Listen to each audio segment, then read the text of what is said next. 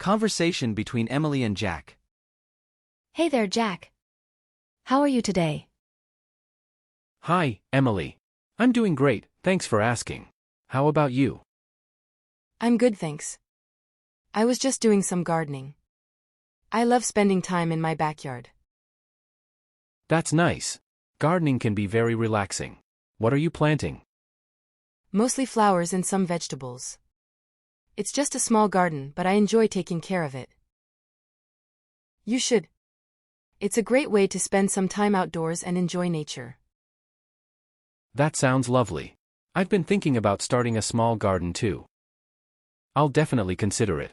By the way, have you seen the new coffee shop that opened on the corner? Yes, I have. I went there last weekend. The coffee is really good. Oh, that's good to know. I'll have to check it out sometime. You should. We could go together sometime. It would be nice to catch up over a cup of coffee. That sounds like a plan. I'll let you know when I'm free. Great. Looking forward to it. Me too. Well, I should get going now. See you later. Take care. See you soon.